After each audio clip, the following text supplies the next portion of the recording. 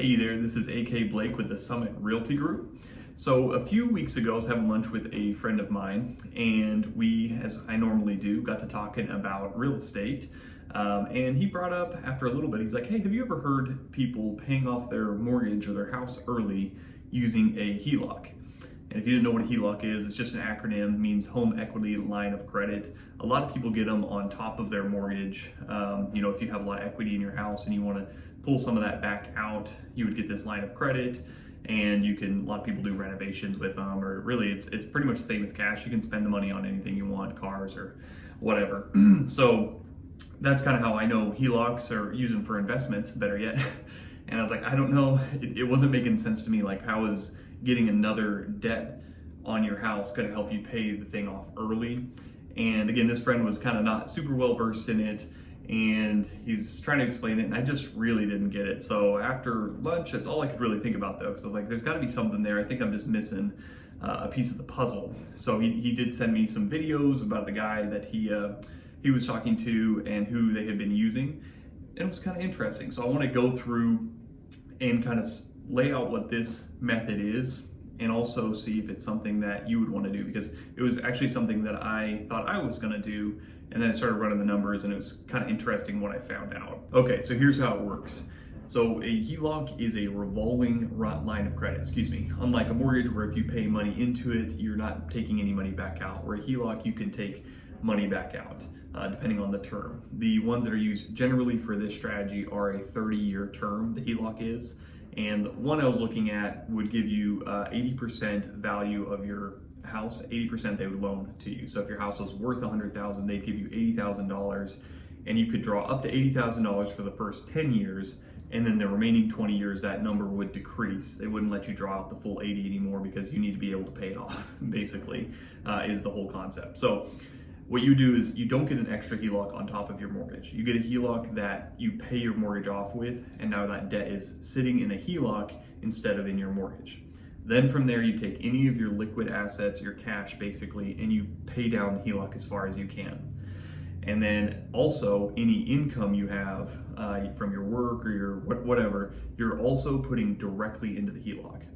And the important part here is, again, that revolving line. So now you start to pay your expenses and just your livelihood and everything out of the HELOC. Most of these, again, are set up kind of like a checking account. So you've got a debit card, you've got, which kind of would be a credit card, I guess, in this case, because it is a credit line. So basically a credit card, you've got checks. So it feels much like a checking account that you can write out of.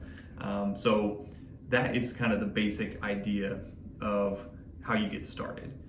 Now the question is, why would you do this? To that, there is only one answer. You're trying to pay less interest. That's the goal of doing it in this method. So by putting your liquid cash into there, and by putting all of your income into there, you would think, well, I could just do that same thing to a mortgage and pay my mortgage down a whole lot more quickly as well. And that's absolutely true. The issue is, if you have an emergency fund of whatever, $30,000, $40,000, $50,000 that you need to be able to use in emergencies, if you paid into your mortgage, you're not getting it back out. So again, the HELOC, that's really the only, as far as I can tell, this is the only way that the HELOC is differentiating itself from just a mortgage, is your ability to pull that back out. So the benefits are, whenever you get a home loan, your first month that you pay, you're going to pay the most interest that you'll ever pay throughout the whole term of it, if you just pay it normally down, basically, because they're basing the interest off of the amount of principal that you have in the house. So again, if you had a $100,000 house and you had an $80,000 mortgage and you were at 3% interest on that mortgage, then each month, because they divide it 3% annually, you would divide it by 12, which makes 1/4%. Each month, the $80,000, you're paying 1/4% on 80,000, and you're paying a little bit of the principal down. So now next month, you're not owing 80,000, maybe you're owing 79,912 or whatever it is. You can look at the tables and kind of figure it out. So every month they base it off of the principal. So the lower your principal gets, of course, the interest rate is going to stay the same, but you're paying less interest because, again, it's based off that lower principal. So with the HELOC, the idea is, okay, you have all this liquid cash that you can't put into your mortgage because you do need the liquidity of it and the ability to spend it if necessary. So instead of it sitting in a checking account that these days, probably like where my money is sitting currently is at like 0%. So you're making no money off of it. So instead you put it into the HELOC, you can still access it just as you need, but you're saving yourself the interest rate of that mortgage. In my particular case, I'm paying 3% interest on the mortgage. So you're saving that money. And it's like, okay, that's cool. And then as far as going forward, putting all your paychecks and everything in there. So even if you don't want to completely just use all your money towards paying down your HELOC, you just can have it sitting in there until you use it. So when you pay your expenses and things, you pay it out of there. If you're saving up for, I don't know, a side-by-side and you want to spend 20 grand on it, you can save it in the HELOC and then draw it out and use it on the side-by-side. And in that time that you were saving it, again, the idea is you're not paying interest on that money, or as opposed to, again, sitting in a checking account where you are getting no gain from it. So again, in this case, a penny saved is a penny earned. So that's the understanding that I got. And I thought, this is why people would do it. This makes a ton of sense. But there's a few downsides. But before we get into the downsides, the reasons I thought this would work good for me is, for one, I do keep about $45,000 for my emergency fund, for my spending, and for my business expenses as well. I keep that cash, and I don't intend to invest it in anything that I can't get out quickly, because again, I might need the cash, pretty immediately, and I don't need the value to be going up and down crazy, like putting it in the stock market. So I thought, okay, I have this big chunk of change. I could probably put about 40,000 of that 45 into this HELOC situation. So I was like, all right, hunky dory. I could save myself 3% interest on my mortgage on this $40,000. And the next thing, as being a real estate agent, my income is highly variable. A lot of months I'll make a lot of money. Some months I'll make zero, which is always a bummer month. So if one of those big months, I'm able to put it into the HELOC, and then, I know I'm going to need it maybe to smooth out the rest of my year, whatever it is. Again, it could work towards paying it off more quickly. So for those reasons, I thought this could be a really good idea, and I was legitimately looking into the options of doing it myself. But again, now let's get to the downsides. Okay, so there's 3 reasons why I decided not to do this for me, and I want to go over the numbers. And again, we'll get to the conclusion. So this is why I didn't do it personally. So the first reason is my intention is not to pay off my house as quickly as possible and put all of my extra money into paying off my house. I was thinking of this as like a good storage place for my emergency fund, and then I was going to just pay normal payments on the house itself. And the reason for that is, again, I pay 3% interest on my mortgage, which is a really, really cheap interest rate. So I feel like it's better use all my extra income, not my emergency fund and stuff that I need to keep just sitting basically. My extra income, I would rather spend on other investment vehicles that are going to make me more money than the 3% that I'm trying to save, basically. So for me, that's I want to invest forward into real estate more heavily. So the whole benefit would have to be based on the $40,000 that I have sitting in the HELOC there. So why this is not going to work, from again me personally, is HELOC interest rates are higher than right now. They're higher than 3%, but they're generally, they track 2 to 3% higher than what you can get a mortgage for, and they're variable. Excuse me. So I again got 3% interest rates. Currently are rising. I probably can't get a 3% interest rate on a home mortgage right now. And it's looking right about 5 to 7% for a HELOC right now. And I do think interest rates are going to continue to rise. So those HELOCs, the variableness of them, they're probably going to go up. So even though I would be saving ostensibly 3% on the $40,000 I put in it, for the rest of my principal, which would be about $115,000, I would be paying at minimum 2, probably 3% more. So I'd be doubling my interest on that amount. And again, my intention is not to pay it off as quickly as possible, because I want to use my extra capital for investing. So it's like, if I just paid this down normally from here on out, it's not great. We're going to run the numbers here, but that's the big reason right there, is that increase in interest, and that it can vary even higher above that. And then lastly, I've admitted to something stupid already, which you guys probably already caught, is I've got money sitting making zero interest. And there are investment vehicles that, high interest savings accounts, there's money markets, even CDs that you can keep your liquidity pretty well in, that could be getting me some interest, and I could still use my cash when I needed to. So what I've been seeing is about 2%, which again is not a huge gain, but if I took, it would be about, because the way my expenses work, I could only do about $30,000 of that $45,000. I could sit them in like a high interest savings account or high yield and get around 2%.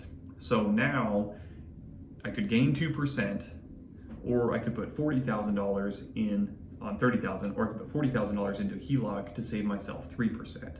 So it's only like a 1% change there. So it's not as big of an impact. And again, it's having to overcome almost a double interest rate on my equity.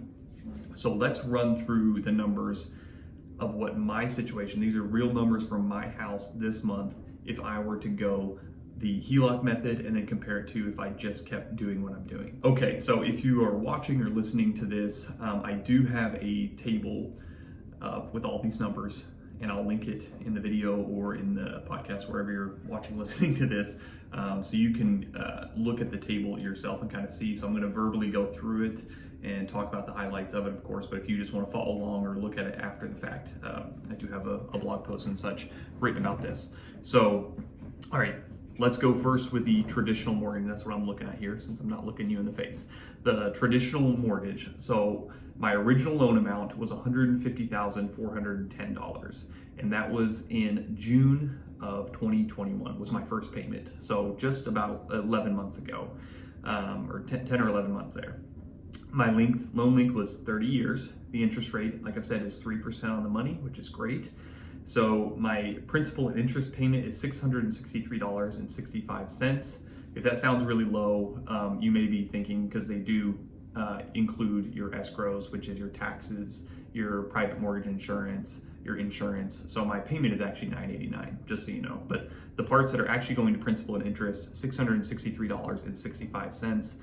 If I paid no extra payments, my payoff date would be May 2051. And in that time, I would have a total interest of $81,502.21, which is always surprising, because even at a cheap interest rate, it's half of what my principal is after 30 years.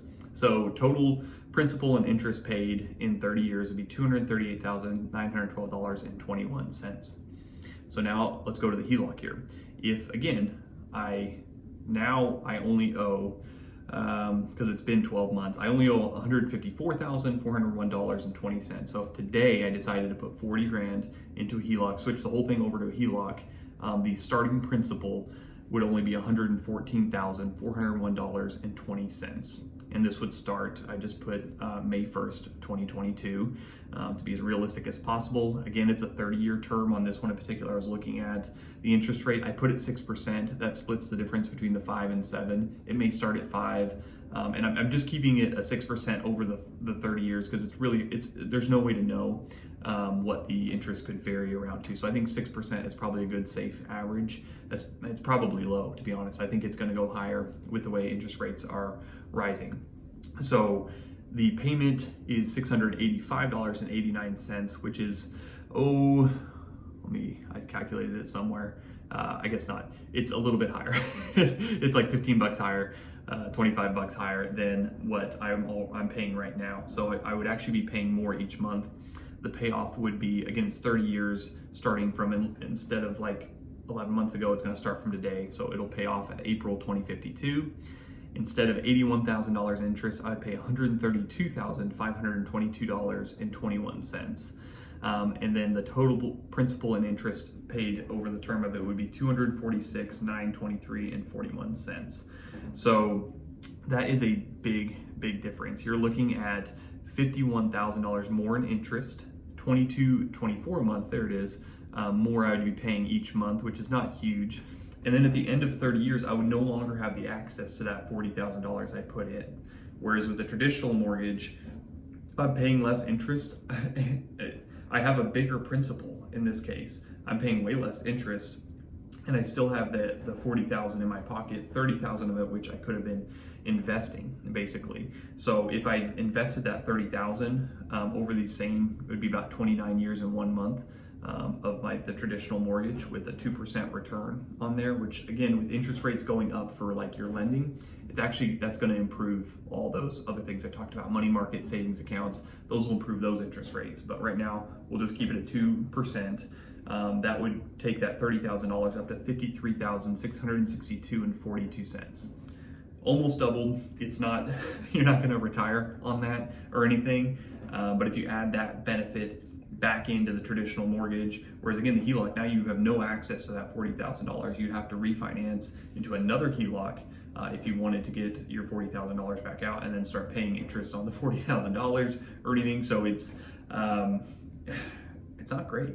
So who's benefiting from this? The only case that I can see where this would be super beneficial is if you have a large chunk of change, a lot of cash that you need the liquidity for, and you can't redeploy it anywhere else. So I would first question if maybe this is the case, if you do need this much money to be liquid.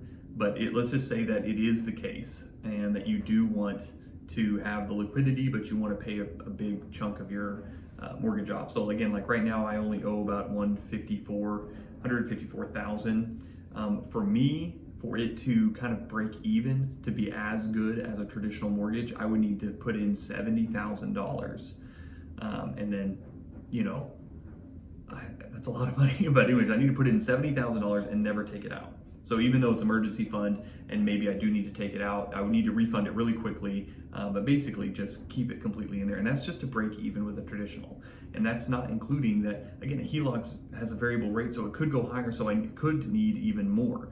So it needs $70,000 to hopefully break even. So really you'd want a lot more to be in the safe zone. But I only owe $154,000. You need basically half of your mortgage, be able to pay off half of your mortgage, which again, some of you may be in that case, but again, I question that maybe you should be using that money for another investment vehicle to make a better return than 3% that you would save on a traditional mortgage. You may be thinking, I'm missing a big piece of the puzzle. Just making extra payments. Why not just make extra payments? That would definitely pay things down quicker, and I have thought of that. So for my case, again, I'm not looking at paying my mortgage down as quickly as possible, but we're gonna go into the realm of where like maybe that is your number one goal, because everybody's in different, like I'm in a mindset of like I wanna grow and I wanna get as much real estate as I can investing. You may be on the other side where it's like, hey, I wanna pay as much of my real estate I already have off and have a little bit more safety and less leverage going on in my life. So totally just in a different place, but this is not my goal, but let's say it is your goal to pay it off as quickly as possible. Well, you can pay extra on your mortgage too. And again, the only difference is you can't pull it back out.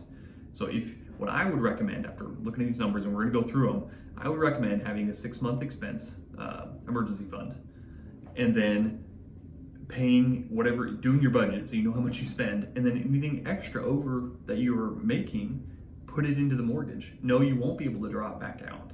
But again, you're keeping that lower interest rate and such on it. So let's say, just to run the numbers, let's say that you're gonna double your principal and interest payment. So I'm gonna use my house again. So it goes from $663.65 a month to $1,327.30, which that's just doubling it. So when again, do the traditional mortgage, if you doubled that, so you paid off double the principal every month, or principal, well actually all of that would go to principal, so you double that portion of it. Or on the HELOC, if you paid the same exact amount there. And in the HELOC, just to give it its benefit, we're putting the $40,000 into it as well. So the traditional mortgage, again, these tables linked below in the article. Traditional mortgage, same numbers. Original loan amount was about $157,000, started June of last year, and it's a 30-year note with 3% interest. Again, $663 for the monthly principal and interest, and we're going to pay an extra $663.65 to principal every single month starting today or this month. So the payoff date, which was 2051, would now be October 2033. So shaved off quite a few years, like 17 and some change, almost 18 years, excuse me. Your total interest paid would only be $32,565, which if you remember was about $81,000. and total principal and interest paid $189,975. So now let's go over to the HELOC. Again, we're going to put $40,000 into it because that's supposedly one of its big benefits of having that in there. And so the starting principal is only $114,000. It's starting today. It's 30 years. We're going to put it at 6% interest again, just for consistency. The monthly payment, principal and interest, is a little bit higher at $685.89. So the extra payment, just to keep things equal, is only going to be $641.41. So total, it's $1,327.30, same as the traditional mortgage, just so we're even here. You'd actually pay it off quicker. You'd paid off October 2031, and that's due to the fact that your principal is $40,000 less, which again, that's kind of the benefit. However, you would still pay more interest. You pay $35,637.80, which is about $3,100 more than what you would pay just going from today paying extra with their traditional mortgage. So this one's a little bit more nuanced, and you can start to decide for yourself which one would maybe be better. I still think that the traditional mortgage is better in this case. To be honest, you're paying less interest. You have the $30,000.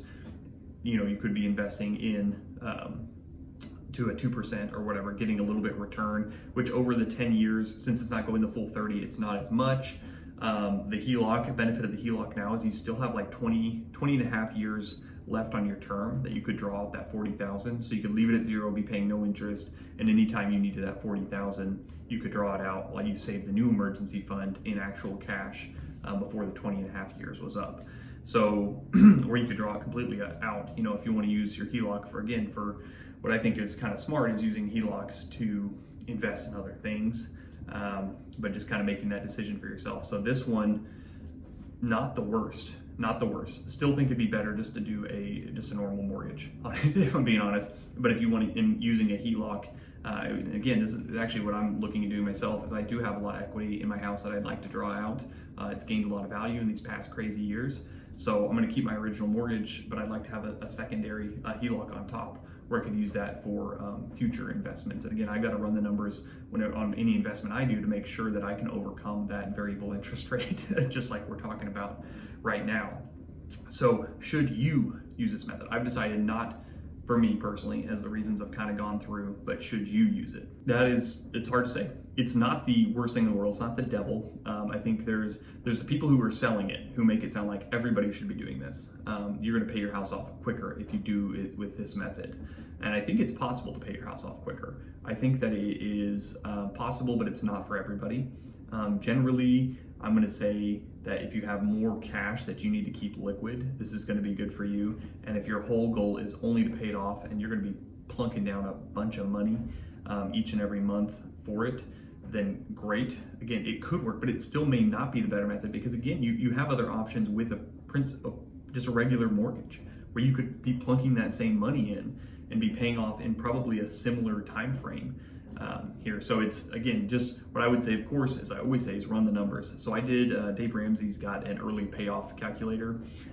So you can run through and kind of just run the numbers of what it looks like on your house and the mortgage you have currently, your interest rate. Maybe you have a loan from a while ago and your interest rate is already 6%. Maybe this is better. But again, the other option is you could refinance into another mortgage that makes that a little bit lower. You can get a 15-year mortgage or whatever, and interest rates can be even lower on 15-year over 30 years.